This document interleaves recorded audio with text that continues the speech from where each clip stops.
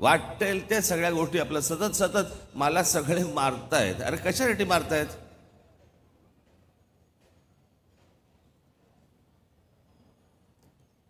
स्वतः इतक्या जणांची मारली त्याचं काय? त्याचं कोण बघणार नाही.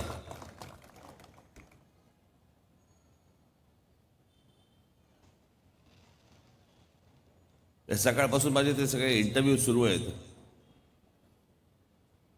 आणि एक प्रश्न आपला कायम सगळ्यांचा, वरळीमध्ये तुम्ही उमेदवार दिला नव्हता, परंतु तुमचा मुलगा उभा आहे तिकडे सगळ्यांनी उमेदवार दिला असेल.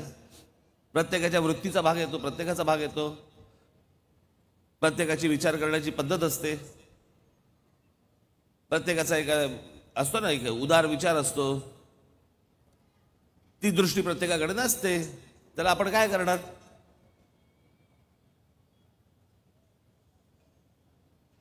आणि कोणी या सगळ्या मतदारसंघामध्ये कोणी उभा करावा किंवा न करावा, महाराष्ट्र नवनिर्माण सेना स्वतंत्रपणे निवडणूक लढवते आहे. आणि हे मी गुढीपाडव्याच्या मेळाव्यामध्ये सगळं सांगितलं होतं तुम्हाला की विधानसभेच्या तयारीला लागा म्हणून सांगितलं होतं की नाही? मग कोणी उमेदवार उभा केला काय नाही उभा केला काय, आपल्याला काय फरक पडतोय?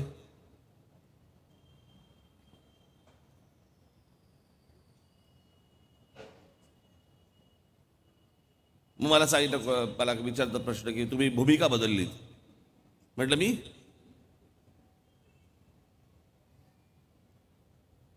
आज तुमच्या सगळ्यांच्या साक्षीने एकदा सांगूनच टाकतो.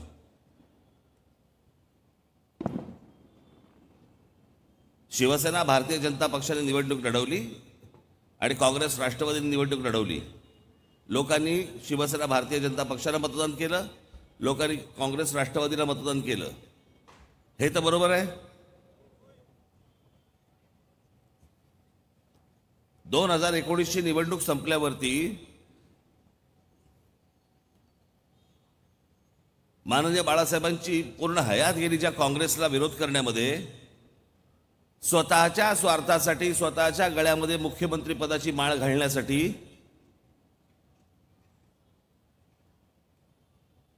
लोकांनी टाकलेला विश्वास तोडून उद्धव ठाकरेंनी शिवसेना, राष्ट्रवादी काँग्रेस आणि काँग्रेसच्या दावणीला बांधली स्वतःच्या स्वार्थासाठी. त्याला भूमिका बदलणं म्हणतात.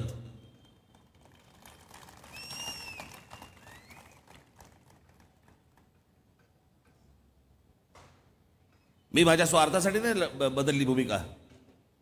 मला ज्या वेळेला एखादी गोष्ट योग्य वाटते, एखादा माणूस योग्य बोलतोय असं वाटतं, योग्य भूमिका घेतोय असं वाटतं,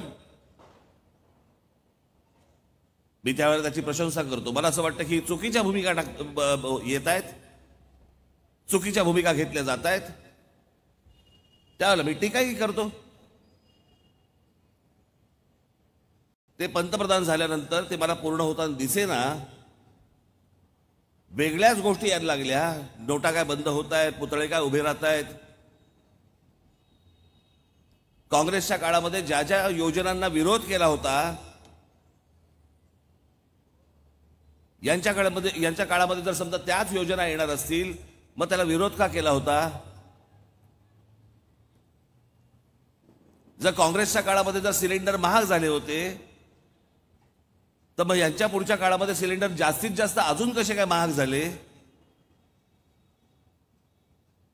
काँग्रेसच्या काळामध्ये जर समजा महागाई होती, मग त्या पहिली जे 5 वर्ष होती त्याच्यामध्ये अजून महागाई कशी काय वाढली? या सगळ्या गोष्टींचा विचार करता म्हणून मी विरोध करत होतो. त्याला अनेक अजून पण पैलू आहेत, त्याला अजून अंग आहेत.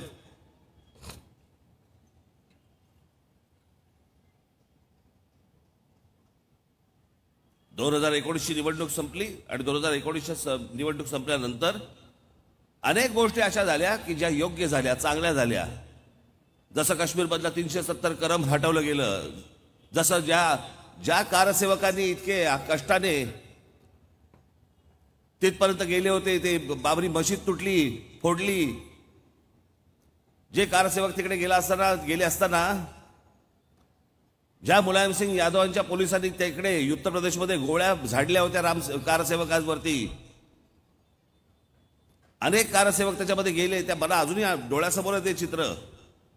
त्या शरयू नदीमध्ये अनेक ती प्रेतं पडली होती. त्या कारसेवकांच्या आत्म्याला शांती मिळाली किंवा मिळाली ते राम मंदिर बांधल्यानंतर.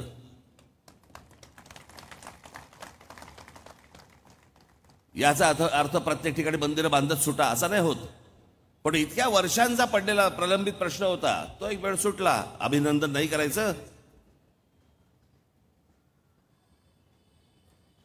चांगल्याला चांगलं म्हणणं आणि वाईटाला वाईट म्हणणं, पण त्याच्यामध्ये तुमचा स्वार्थ असता का बने. माझा कोणता स्वार्थ होता? मी कोणती खुर्ची मागत होतो, कोणतं पद मागत होतो? तुमचा स्वार्थ नसताना जर चांगल्याला चांगलं आणि वाईटाला वाईट म्हटलं तर त्याला भूमिका बदलणं नाही म्हणत. पण स्वतःच्या स्वार्थासाठी म्हणून या पक्षात जाऊन त्या पक्षाबरोबर जाणं याला भूमिका बदलणं म्हणतात. शरद पवारांचे काय भूमिकाच लाजते आता. शरद पवारांच्या बाबतीत बोलायलाच नको. त्यांचं अख्खं राजकीय करिअर आयुष्य हे फक्त भूमिका बदलण्यातच गेलं. काँग्रेसच्या जीवावरती आमदार झाले, मंत्री झाले, त्याच काँग्रेसचे आमदार फोडले आणि त्यावेळेचा भारतीय जनता पक्ष म्हणजे जनसंघ असे इतर सगळ्या पक्षांना घेऊन त्यांनी पुलोच स्थापन केली. मग इंदिरा गांधी परत सत्तेवरती आल्यानंतर पुलोत त्यांची बरखास्त केली आणि पुन्हा काँग्रेसचं सरकार आलं. 6 वर्ष बाहेर राहिले. 6 वर्ष बाहेर राहिल्यानंतर पुन्हा 86 साली परत काँग्रेसमध्ये गेले. 88ला मुख्यमंत्रीपद ताब्यात घेतलं. 91ला संरक्षण मंत्री झाले. 99ला पुन्हा त्या सोनिया गांधी ज्यांच्याबरोबर ते काँग्रेसमध्ये होते त्यांना परत ही विदेशी बाई म्हणून परत बाहेर पडले. 99ला स्वतंत्र निवडणुका लढवल्या. निवडणूक संपल्यावरती पुन्हा काँग्रेसबरोबर जाऊन बसले. अहो याला भूमिका बदलणं म्हणतात. मला कसले सांगताय भूमिका बदलल्या? हा याच लोकांचा प्रचार.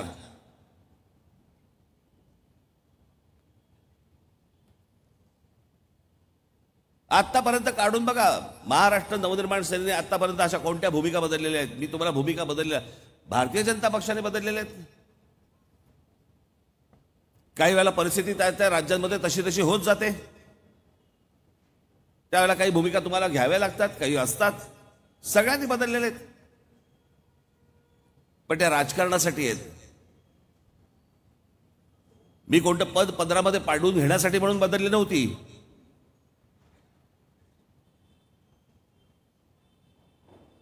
पण काय असतं काही याचे आता हे सगळं फारच झालेलं आहे.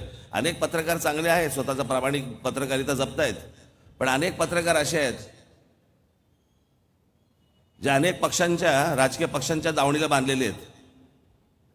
त्या राजकीय पक्षांचे जे काही असतात उद्देश हेतू त्याच्याप्रमाणे हे प्रश्न विचारत असतात.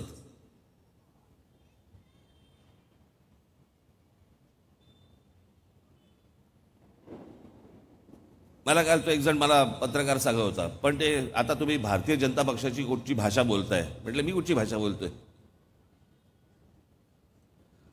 एक गोष्ट आहे समोर जी मला आणि तुला जर तीच दिसत असेल तर मी त्यांची भाषा बोलतोय का तो माझी भाषा बोलतोय याला काही अर्थ आहे का? म्हटलं म्हणून मी माझ्या बाजूला शिवाजी महाराजांचा एक पुतळा होता. म्हटलं इथे घोड्यावर कोण बसलेलं दिसते तुला? तो बोलला शिवाजी महाराज. म्हटलं मला पण शिवाजी महाराज दिसत आहेत. म्हटलं मी काय त्यांची भाषा बोलतो का तुझी?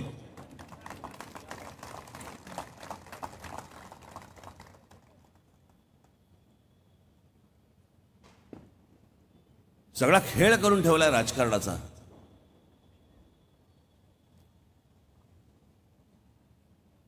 याचं कारण तुम्ही रोजच्या धकाधकीच्या आयुष्यामध्ये या सगळ्या गोष्टींकडे खोलात जाऊन बघत नाही, विचार करत नाही, आणि म्हणून ते हे सगळं समोर येतं.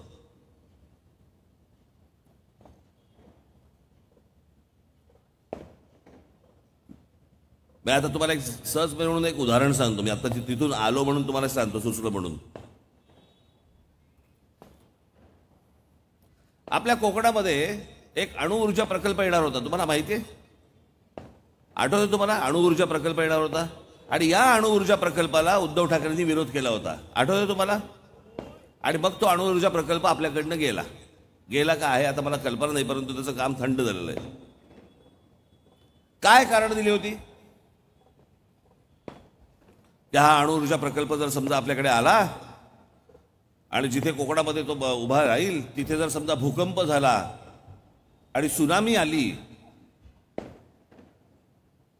आणि त्या अणुऊर्जा प्रकल्पामध्ये जर समजा पाणी शिरलं, जसं जपानमध्ये झालं होतं तसं जर समजा आपल्याकडे झालं तर काय हाहाकार होईल कोकणामध्ये. आठवतं ना तुम्हाला? ह्याच टीका झाल्या होत्या ना, हीच गोष्ट झाली होती ना, बोलत होते.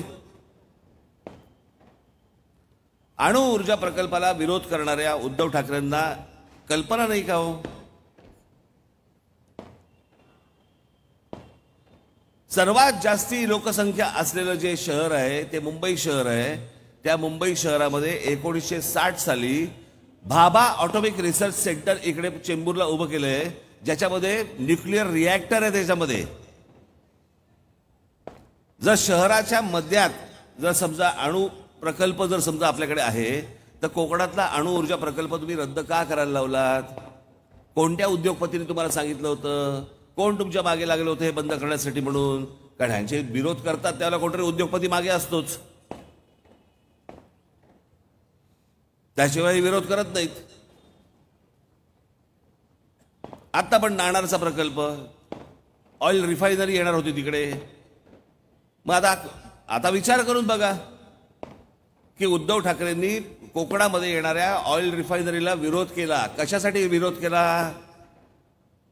आणि त्यांच्या परिचयाचे कोण असे लोक आहेत ज्यांची ऑइल रिफायनरी आहे?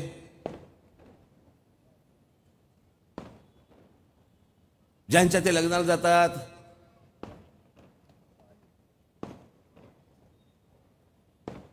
अजून एक ऑइल रिफायनरी आली तर आपला मित्र तोट्यात जाईल आणि तो तोट्यात जाऊ नये म्हणून कोकणामध्ये येणाऱ्या ऑइल रिफायनरीला विरोध झाला. हे नुसते विरोध असे सहज होत नसतात, ह्याच्या मागे खूप मोठं राजकारण असतं आणि नुसतं साधं राजकारण नसतं, त्याच्या मागे सगळं आर्थिक राजकारण असतं.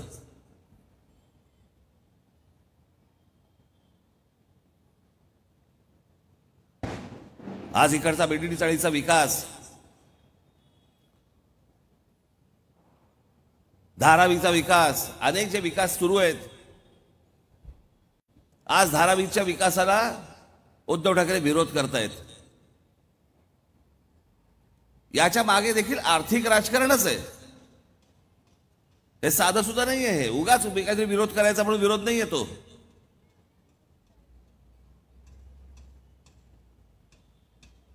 ही बाबांनो तुम्ही गोष्ट लक्षात घ्या. जसा बीडीडी चाळीचा विकास, या विकासामागे आर्थिक राजकारण आहे.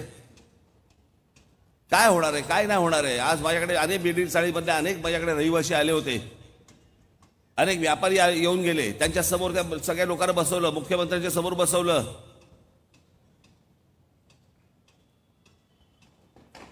हे दूध का दूध पाणी का पाणी त्यांच्या समोर झालेलं आहे. झालंय की नाही?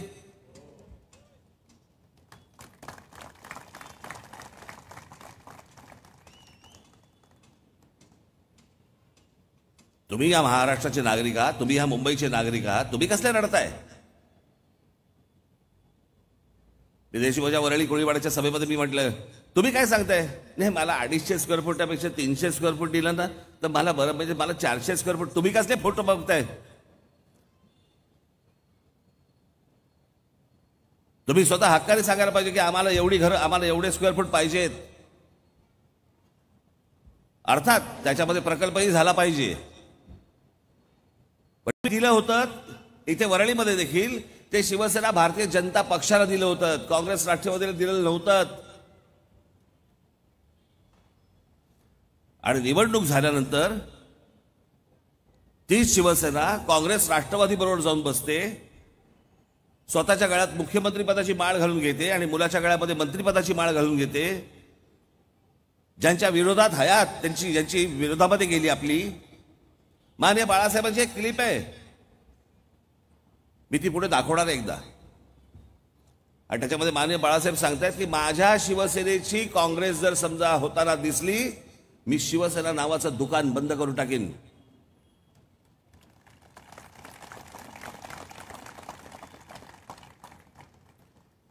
आणि आज तीच शिवसेना काँग्रेस राष्ट्रवादी बरोबर ज्यांच्या विरोधात तुम्ही आजपर्यंत ही निवडणूक लढलीत, लोकांना सांगितलं हे काँग्रेस राष्ट्रवादीवाले हरामखोर आहेत म्हणून तुम्ही सांगितलं, त्या राष्ट्रवादी काँग्रेसबरोबर तुम्ही जाऊन बसलात स्वतःच्या स्वार्थासाठी. याला भूमिका बदलणं म्हणतात.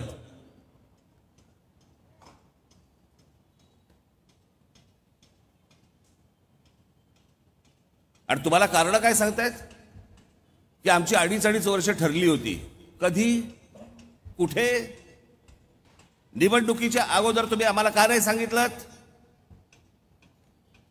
निवडणुकीच्या अगोदर तर कोण बोललेलं नाहीये. उद्धव ठाकरे कधी त्यांच्या भाषणामध्ये बोललेले नाहीयेत की शिवसेना आणि भारतीय जनता पक्षामध्ये आमच्यामध्ये करार झालेला आहे, 2.5 वर्ष त्यांची असतील, 2.5 वर्ष आमची असतील. कधी बोलल्याचं आठवतंय? नाही.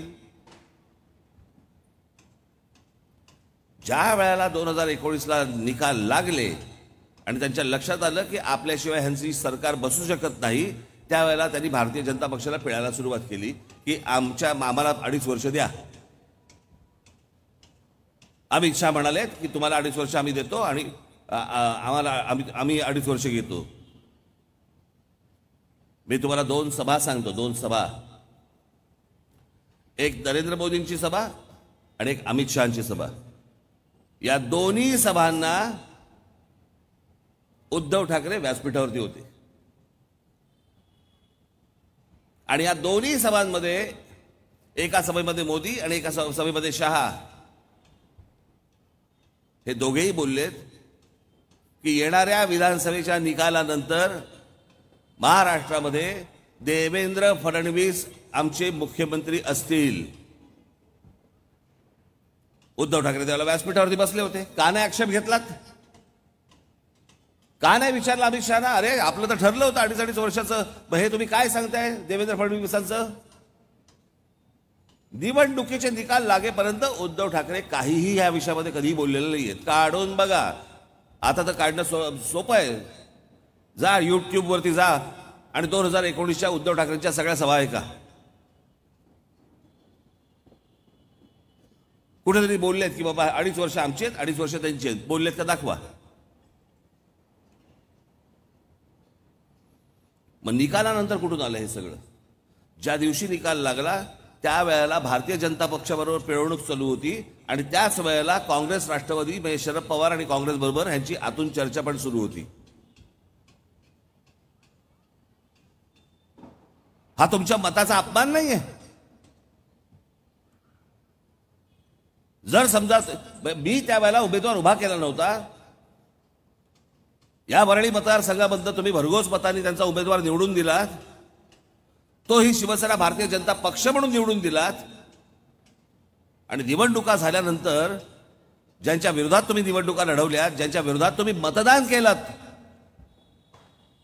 शिवसेना भारतीय जनता पक्षाला,